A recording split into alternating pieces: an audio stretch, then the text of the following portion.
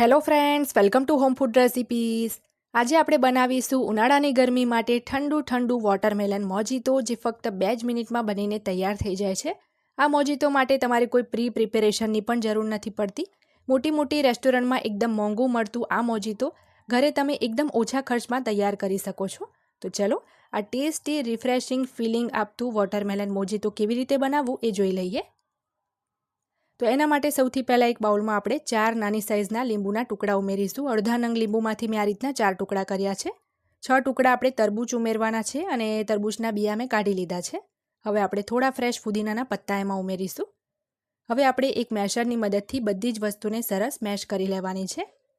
તમે જોઈ શકો છો ધીરે ધીરે તરબૂચમાંથી જે એનું જ્યુસ છે એ આ રીતે અલગ થાય છે. લીંબુને પણ એકદમ સરસ આપણે મેશ કરવાનું છે, જેથી એનો પણ રસ નીકળી જાય. તો સરસ બધું મેશ કરી લીધા પછી હવે આપણે 2 ગ્લાસ લઈ લઈશું અને એની અંદર અત્યારે આપણે જે મેશ કર્યું હતું એ મિશ્રણ થોડું એડ કરી દેવાનું છે.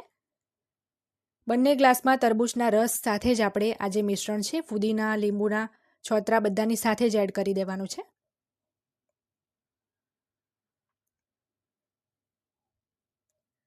હવે આપણે બંને ગ્લાસમાં 2 બરફના ટુકડા ઉમેરીશું. હવે બંને ગ્લાસની અંદર 2 ટેબલસ્પૂન જેટલું આપણે ચોપ કરેલું તરબૂચ ઉમેરીશું. એકદમ ઝીણું સમારીને લેવાનું છે. બંને ગ્લાસની અંદર આપણે 2 ફુદીનાના પત્તા મૂકી દઈએ. હવે આપણે લીંબુની ગોળ અને પતલી કાપેલી જે સ્લાઇસ આવે એ આ રીતે ગ્લાસની સાઈડ ઉપર મૂકી દેવાની છે. બંને ગ્લાસમાં 1 ટેબલસ્પૂન દળેલી ખાંડ ઉમેરીશું અને અડધી ચમચી સંચળ ઉમેરીશું. બ્લેક સોલ્ટ ઉમેર્યું છે. હવે આપણે જે પ્લેન વ્હાઇટ સોડા આવે એ એની અંદર એડ કરીશું, કારણ કે આ જે મોજીતો છે એની અંદર પાણીનો યુઝ નથી થતો, એમાં પ્લેન સોડા જ એડ કરવામાં આવે છે. તો બંને ગ્લાસને આખા આપણે સોડાથી ભરી લેવાના છે. હવે ચમચીની મદદથી આપણે સરસ બધી જ વસ્તુને મિક્સ કરી લઈએ.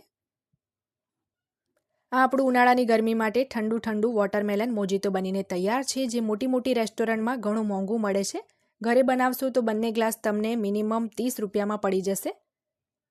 તો સરસ રીતે આને મેં મિક્સ કરી લીધું છે. હવે આપણે ઉપરથી આને ગાર્નિશ કરી દઈએ. તો ગાર્નિશ માટે આ રીતે તરબૂચનો મેં એક ટુકડો લીધો છે, સાથે જ ફુદીના અને લીંબુની સ્લાઇસથી આને આપણે ગાર્નિશ કરી લઈશું.